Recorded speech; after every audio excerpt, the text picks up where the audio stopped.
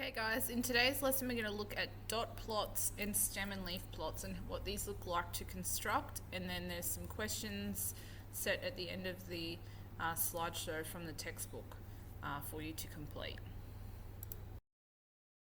So first of all, what is a dot plot? So a dot plot is used for small sets of numerical data, so small sets of number data that are close together. So the data results that have been collected are close together. A stem and leaf plot are used for larger sets of numerical data, so larger sets of number data, and lists the actual data views. In example 6, so these are straight from your textbook, which you can access through ReadCloud. Otherwise, I'm going to include them in the PowerPoint for you. We're going to look at the data set here. So this is the data set that's been listed that we're going to use to create our dot plot. So the data is the daily maximum temperature in degrees Celsius in Cairns.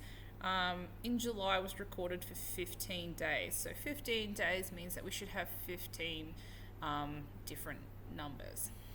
Looking down here at our dot plot, this is the solution. So the first step is to rule up your x-axis, the one that goes across the bottom, which is our temperatures. So we start with the first temperature, or the lowest temperature recorded, up to the highest temperature recorded. So one temperature either side. So we then start to plot our data. So we would find 32 and we would mark the first dot for 32.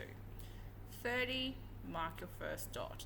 And as you come across multiple numbers, you will notice here that the dots then become stacked on top of each other. So I obviously have two 29 data values. So if we look through here, I've got 1, 2.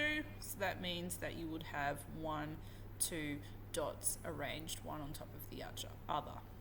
31 has 1, 2, 3, 4, 5, 6. So we must have 6 31 values. 1, 2, 3, 4, 5, 6. So that is your dot plot, nice and simple.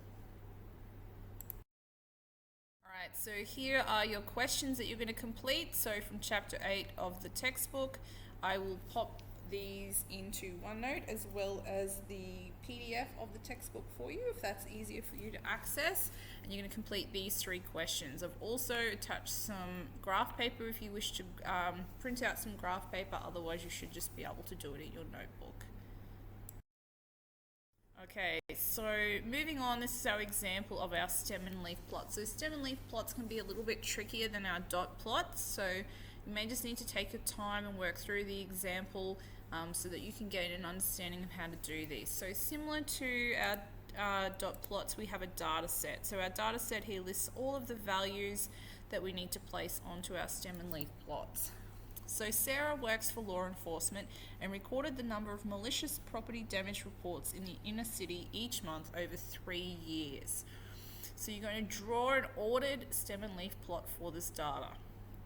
Okay, so the stem, which is this part here on the left-hand side, will be where the tens value or the tens digits are placed. So the smallest number is 37 and the largest number is 90 in our data set. So the stem will go from 3 to 9. So 3 for 30, 9 for 90.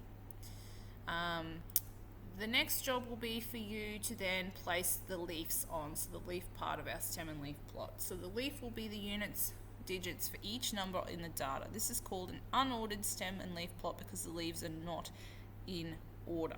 So you can see that I have 3 and 7, so I have 37, 38, 37, and 38. If this was ordered, we would have 7, 7, 8, 8. Okay, so the data is not ordered. When we write the leaves in order, this is called an ordered stem and leaf plot. So you can see I have 3, 7, 7, 8, 8. So the numbers are put in consecutive order from smallest to largest to give us our ordered stem and leaf plot. Alright, so here are your questions snipped from the textbook.